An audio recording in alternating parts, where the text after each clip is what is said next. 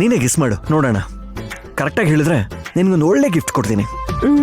ನನಗೆ ಗಿಫ್ಟ್ ಎಲ್ಲ ಏನು ಬೇಡ, ನೀವ್ ಹೇಳಿ ಯಜಮಾನ್ರೆ, ವಿಷಯ ಏನು? ಇಲ್ಲ ನಾನಿ, ನೀನೇ ಗೆಸ್ ಮಾಡಬೇಕು. ನೀನು ಕೇಳಿದ ತಕ್ಷಣ ಹೇಳ್ಬಿಟ್ರೆ ಥ್ರಿಲ್ ಬರುತ್ತಾ ಹೇಳು?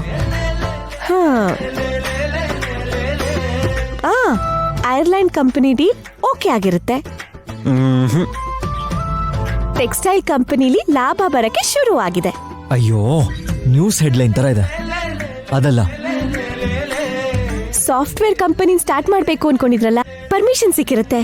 ಬಾ, ಅದೆಲ್ಲ ಚಿಕ್ಕ ಚಿಕ್ಕ ಆನಂದ ಅಷ್ಟೇ. ಇದಕ್ಕೆ ಸಂಬಂಧಪಟ್ಟಂತ ಮ್ಯಾಟರ್ ಅಲ್ವೇ ಅಲ್ಲ. ಮತ್ತೆ ಪರ್ಸನಲ್, ನಮ್ಮ ಲೈಫಿಗೆ ಸಂಬಂಧಪಟ್ಟಿರೋಂಥ ಇಂಪಾರ್ಟೆಂಟ್ ಮ್ಯಾಟರ್. ನಮ್ ಭವಿಷ್ಯ ಅಂದ್ರೆ ಬಿಸ್ನೆಸ್ ಅಲ್ವಾ?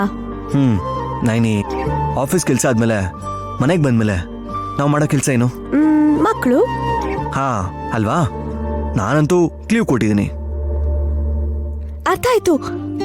ನಮ್ ಮೊದಲನೇ ಮಗಳು ಅಂದ್ರೆ ಗಾಯತ್ರಿ ದೇವಿ ಅಮ್ಮವ್ರು ಎಲ್ಲಿದ್ದಾರೆ ಅಂತ ನಿಮಗೆ ಗೊತ್ತಾಗಿದೆ, ಹೌದಲ್ವಾ?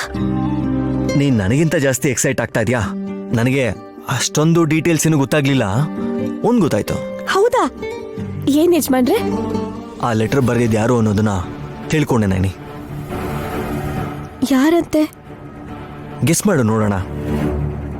ಗೊತ್ತಾಗ್ತಿಲ್ಲ, ನೀವೇ ಹೇಳಿ. ಜೀವ. ಜೀವ ಅಣ್ಣನ? ಹಾ, ಅವನೇ ಅಲ್ವಾ ನಮ್ಮ ಮಗುನ ಎತ್ಕೊಂಡು ಹೋಗಿದ್ದು. ಅವನಿಗೆ ಗೊತ್ತು ಅಂತ ಲೆಟರ್ ಬರೆದಿದ್ದಾನೆ. ಜೀವ ಅಣ್ಣ ಹತ್ರ ಮಾತಾಡಿದ್ರಾ? ಏನಾದ್ರು ಕೇಳಿದ್ರಾ?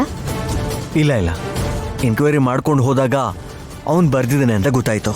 ಜೀವನ ಹುಡ್ಕೊಂಡು ಹೋದ್ರೆ ನಮ್ಮಮ್ಮ ಇರೋ ಜಾಗ ಗೊತ್ತಾಗುತ್ತಲ್ವಾ? ಎತ್ಕೊಂಡು ಹೋಗಿದ್ದಿನಾನೇ ಮಗುನ್ ಬಿಟ್ಬಿಟ್ಟೆ ಅಂತ ಪಶ್ಚಾತ್ತಾಪ ಪಟ್ರು.